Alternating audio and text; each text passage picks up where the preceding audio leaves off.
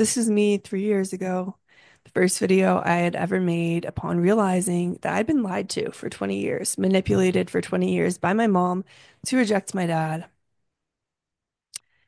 And as you can tell, I look pretty angry. I was pretty angry. I was experiencing a rage I didn't know existed. Um, when I was a child, my relationship with my dad was really good. I was daddy's little girl. We were super tight, and it made it that much more painful to, in my mind, to lose him because I was made to believe he was bad, unloving, selfish, abusive. The list goes on.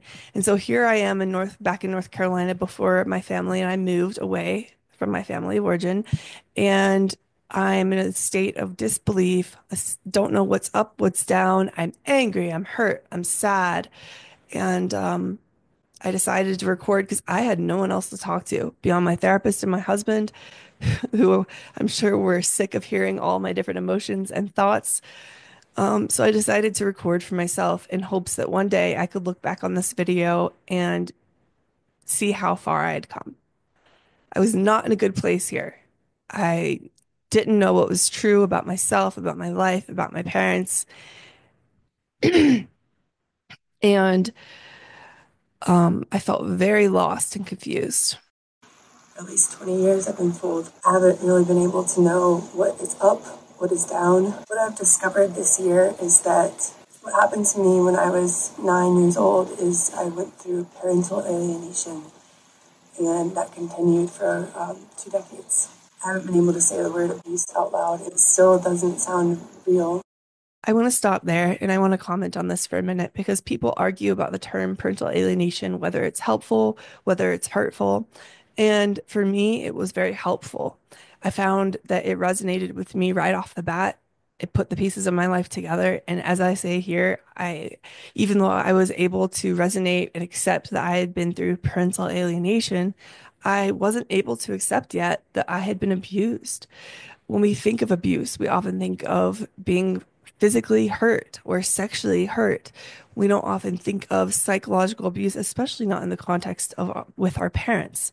So I think there is some utility in the term parental alienation, and some might argue that exploiters exploit this term in court. There are abusive parents using claims of parental alienation to get their kids back. Okay, exploiters can exploit anything. I'm more focused on the kids who've been through this and how to reach through to them. And from everyone I've talked to who've been through this as children, this term parental alienation really does resonate with us. It makes sense to us, especially when you're not at the point yet to accept that you've been abused. But it's true. I know it is true. And I do know that moving away is going to help that. Just wanted to make this video so that I can look back in 5, 10, 20 years and see that little old Madison is fighting for her children and her family. Wow. So even though I was so upset and my life was turned upside down, I can see that I was still fighting. I can see that I was trying to hang on to hope that we'd move away and things would get better, things would improve. We just have to hang in there. I just have to keep fighting. I just have to keep going. And I'm proud of myself for that.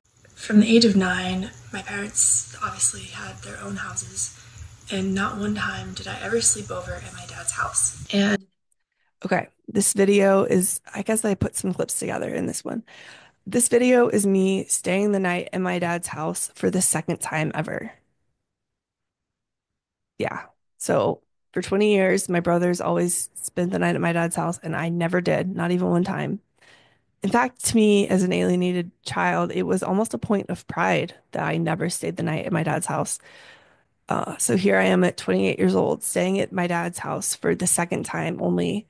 And here's the room that he's had for me for years. Here with the bathroom that he's had for me for years, with none of my stuff in it, empty dresser, bed never slept in, and I made a video.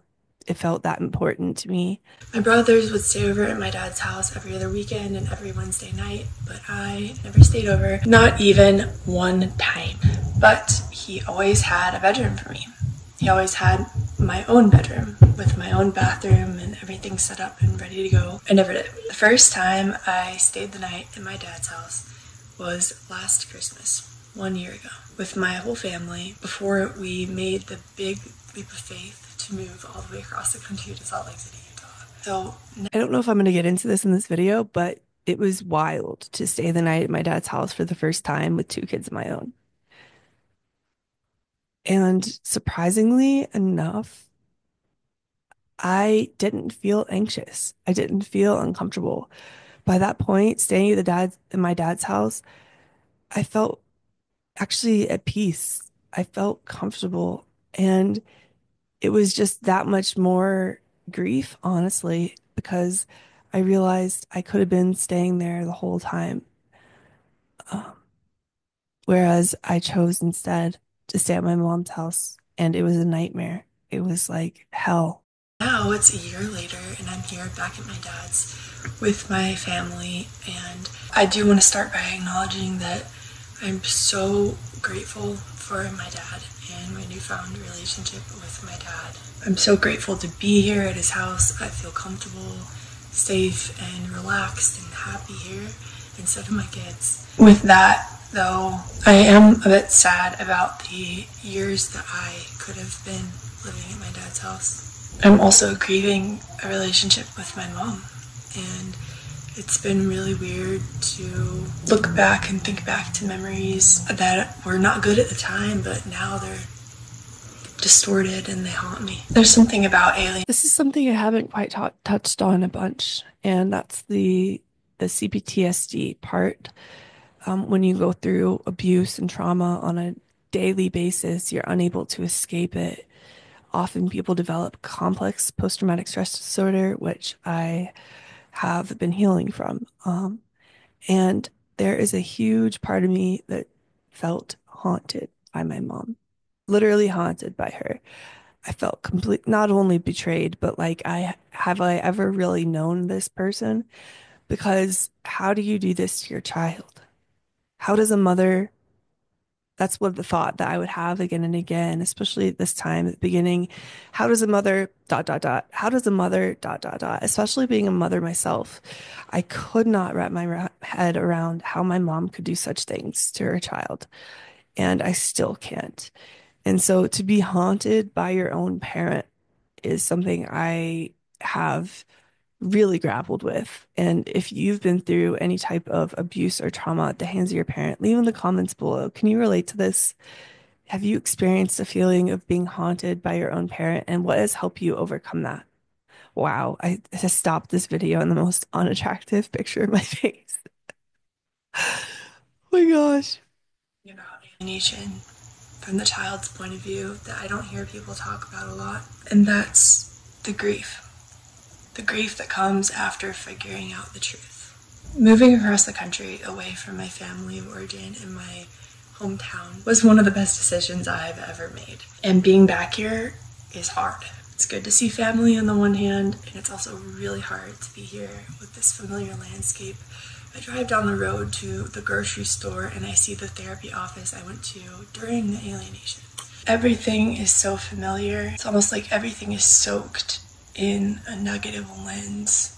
I had a really rough time here in North Carolina. I remember last year I was doing a lot of research about whether or not it would be good for me to move away from my family of origin and where all the trauma occurred. Everything that I found on the internet seemed to say, yes, go ahead, it's a good decision, do it. But I was still nervous and I didn't know how it would work out.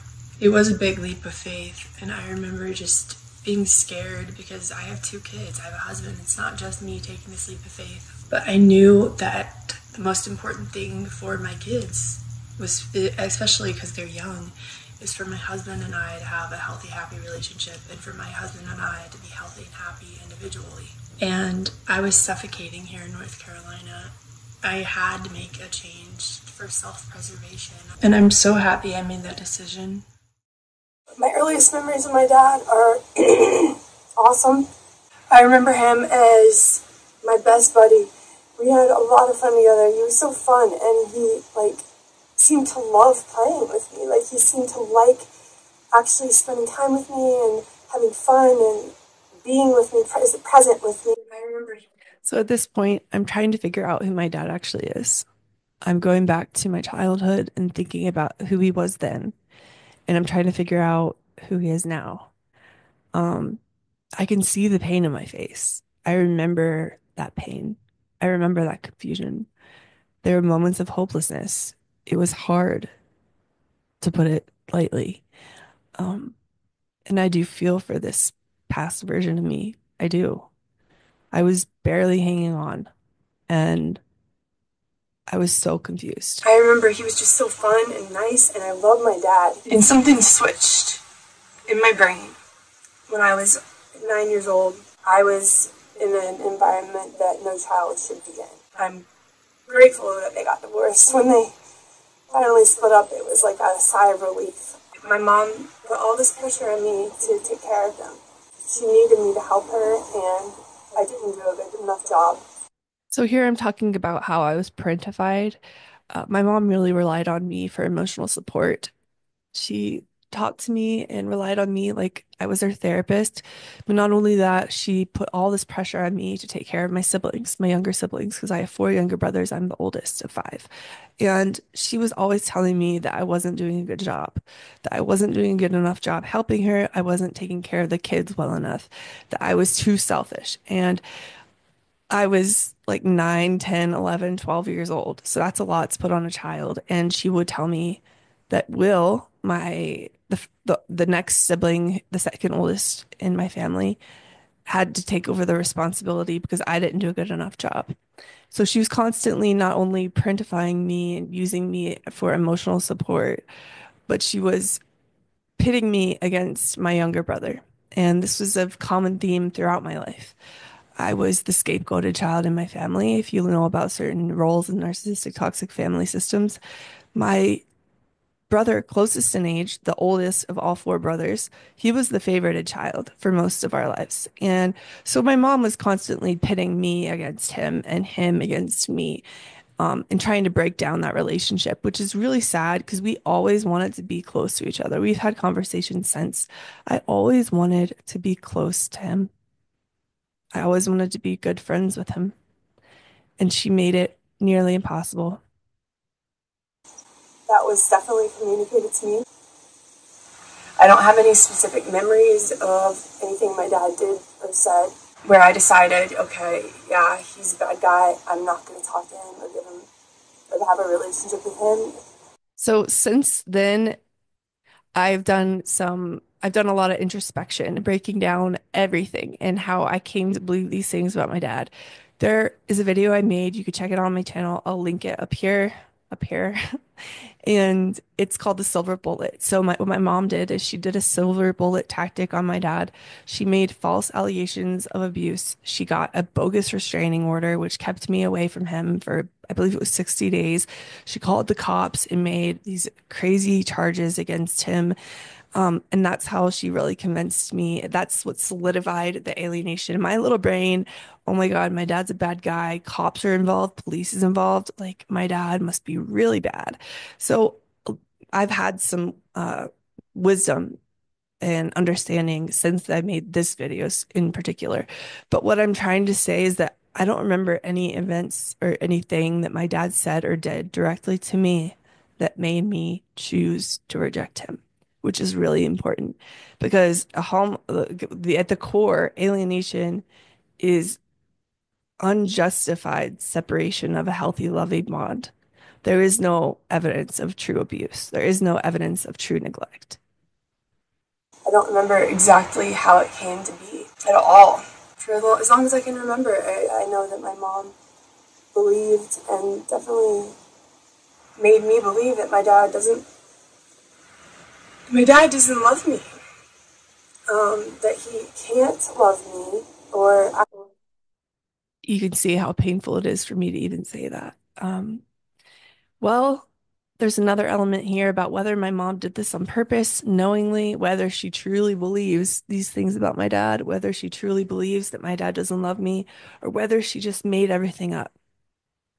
And I could spend hours going back and forth in my brain, racking my brain about what I think, about what I believe. I do believe my mom is a pathological liar. I believe that she believes her own lies, which is scary.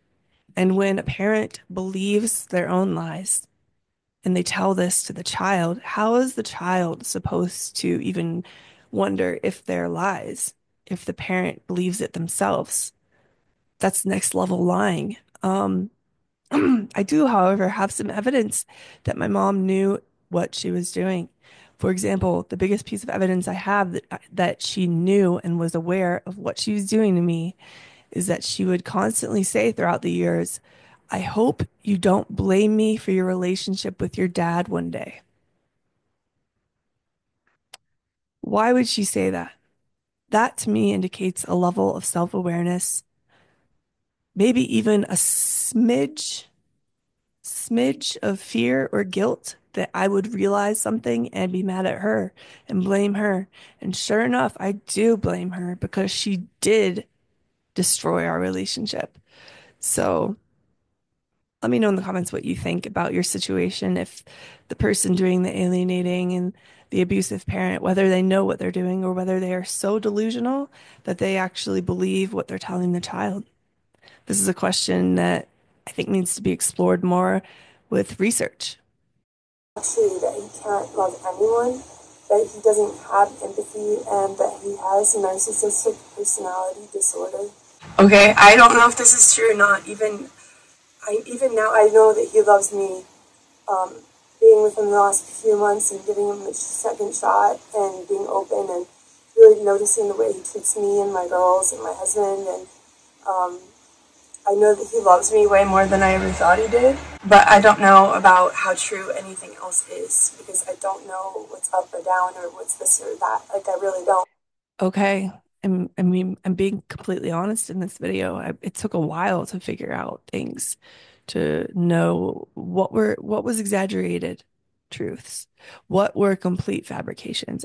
I could not break everything down. It was so hard. I almost had to go on my dad now. How does he treat me now? How does he talk to me now? Because the past was so manipulated and convoluted.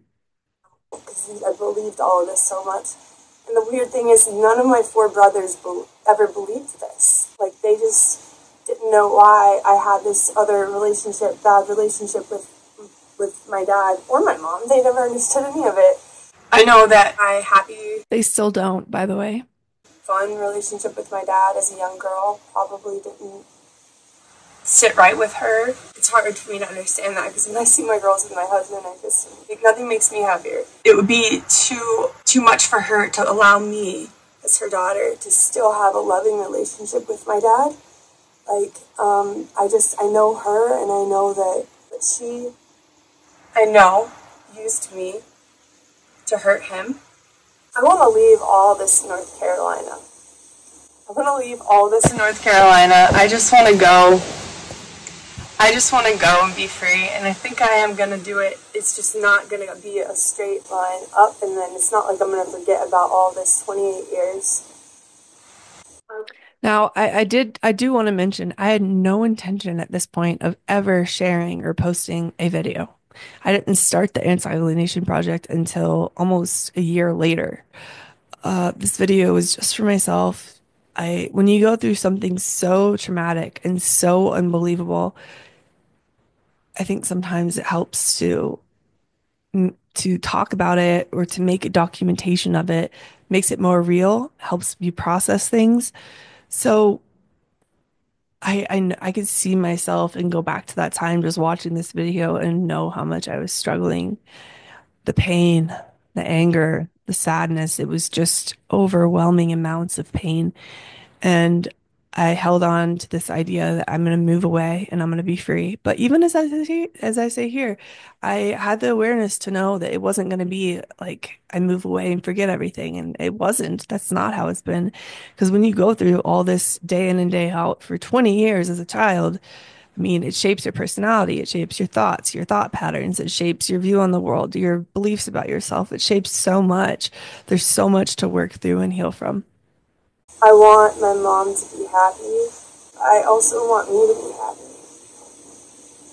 The first time in my life, I think I actually care about myself and want myself to be genuinely happy, and I am happy. So, What I'm trying to refer to here is that it was impossible for me to be happy and for my mom to be happy at the same time. Because if I was happy, she was not happy for me. So I trained myself, not consciously, but I trained myself throughout the years to not allow myself to be happy because I could tell my mom did not like when I was happy. And just saying that out loud makes me realize how screwed up that really is. Going to Salt Lake City tomorrow. I hope it goes really well. It's gonna go really well.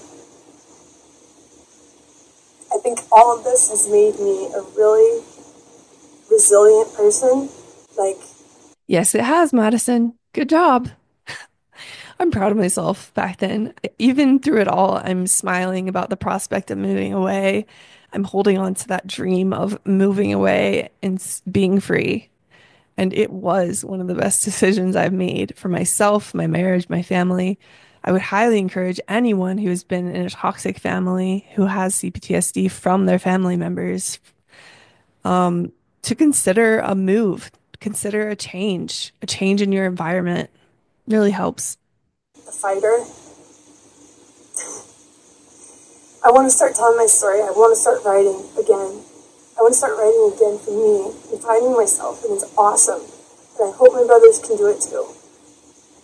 I'm really scared for them, especially because I'm not going to be there. I'm really sad to leave my dad.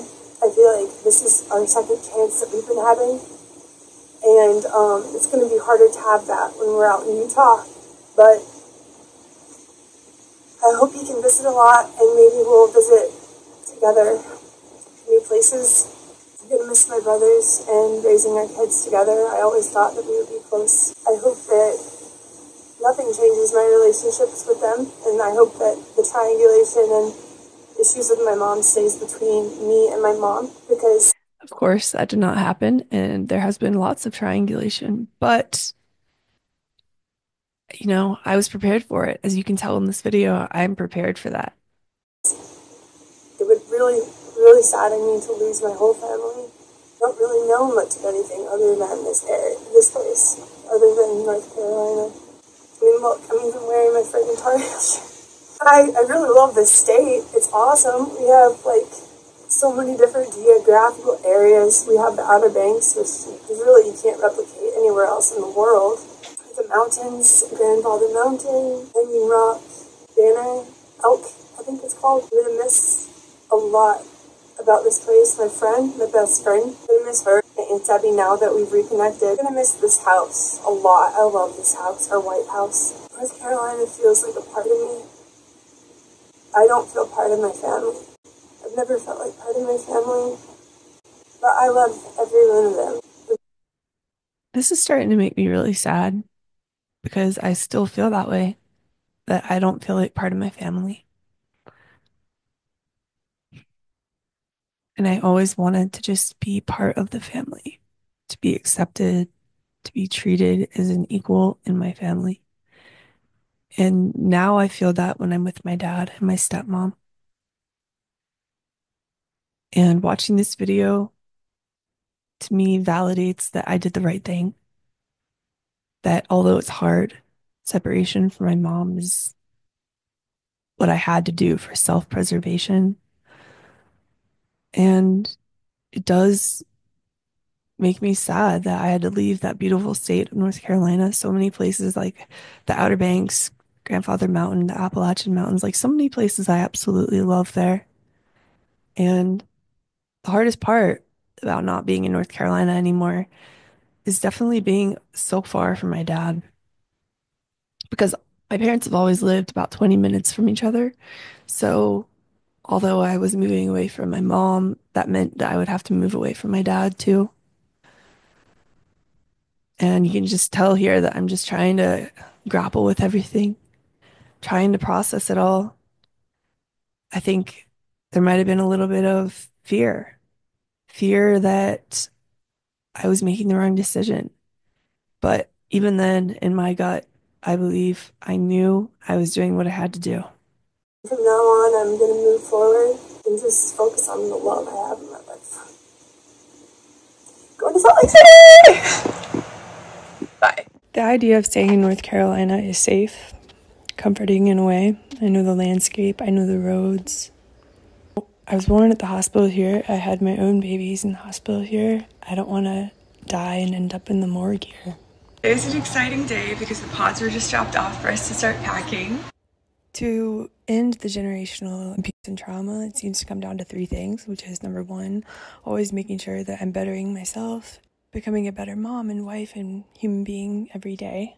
Number 2, marrying a healthy-minded, loving, caring man, which I did and I'm so happy about. The last thing, number 3, seems to be getting away from the family of origin, so that is a big reason why we're moving to Utah.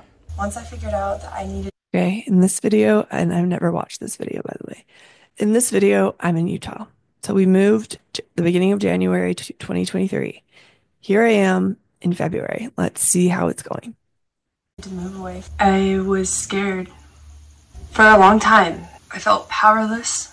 It wasn't a decision that came all at once. It was a decision that took quite a bit of time. I had this limiting belief that I could not survive away from my family. Blood is thicker than water. Friends come and go, but family is forever. Those are things that I've been told throughout the years. Just closed on the sale of our house and the purchase of our house. I'm done with this place. My God, my kids were so little. Here we are now in Utah. You might be wondering, how are things going for me? It hasn't been too long. It's almost been 2 weeks. I feel free. The change of the setting has helped more than I expected it to. So it's been 3 months since we moved to Utah. It feels like it's been longer than that. Over the last year, I've learned that I have way more control over my life than I previously thought. Thank God for that. And it's true. There's a thing called learned helplessness. So these narcissistic, toxic parents often want their children to believe that they're helpless and dependent on them, that they can't survive without their parent. It's a lie. It's false. And although that might feel really real, really, really true to a lot of children of narcissists, they really, truly believe they cannot survive without their parent because they've been trained to believe that. And so for me, going no contact, moving away from the place I called home for most of my life, I realized how much I am capable of. And as you can tell, I think in this video, I am already looking happier. I'm already sounding happier and more confident, I think. I was discovering my own strength. I was learning, hey, I can survive without my mom. I can survive on my own. I can do it. I can do hard things. That's a beautiful feeling. Last thing that my mom said to me, well, she didn't say it, she yelled it. I don't owe you anything. Yep. She said that in response to me asking, did you try to ruin my relationship with my dad? Did you lie to me about my dad? And she screamed at me, I don't owe you anything. That's what that response was to, and that was in front of my kids. And there's this whole idea that, you know, as a parent, I guess she thinks that she has done so much for her kids and has sacrificed so much for her kids, which any mother does, that she's done it way more than anyone possibly could or something, so that we owe her everything. This is not right. As a mother, as a parent, I know that my children don't owe me crap. I owe them the world. I decided to bring them here. I decided to birth them, form them, create them. I decided to raise them. I took on all that responsibility and I owe them everything, if even just for one moment of the joy and meaning that they've brought to my life. They don't have to do anything to earn my love. Toxic parents often have this idea that their children owe them the world because of everything they've done. What the heck am I doing with my eyes? Oh my gosh. For their children. It's just a selfish mentality. I'm really excited about the move. So is my husband. And it's been hard because we've gotten not a lot of support at all. I know it's going to be really hard, and I've had moments throughout the day where I just kind of break down. But my therapist said, like, you don't even know how good it's going to get, and I hope she's right. She was right. She was right. And I'm really glad I made those decisions. Those are a few videos that I pieced together from behind the scenes, I guess you could say, of my experience. It has not been easy, but I don't know if I'd be able to reach the same level of healing that I have been able to reach if I had stayed in the same environment, talking to the same people, being treated the same way by my toxic parent. Things had to change. And if you're watching this and you're scared to make changes in your life, but your gut says that you need a change of environment or you need to put in boundaries in place with a parent, for example, I would encourage you to really lean into that. Lean into that, journal about it, talk about it with people you trust, whatever you need to do, and just have the courage to take that leap of faith. And bravery doesn't mean that you're not scared. Bravery is actually doing what you're scared of, being scared and doing it anyway. There is a life on the other side of this. There is healing and a wonderful life filled with peace and joy for people who've been through any type of abuse as a child. You just have to take that leap of faith.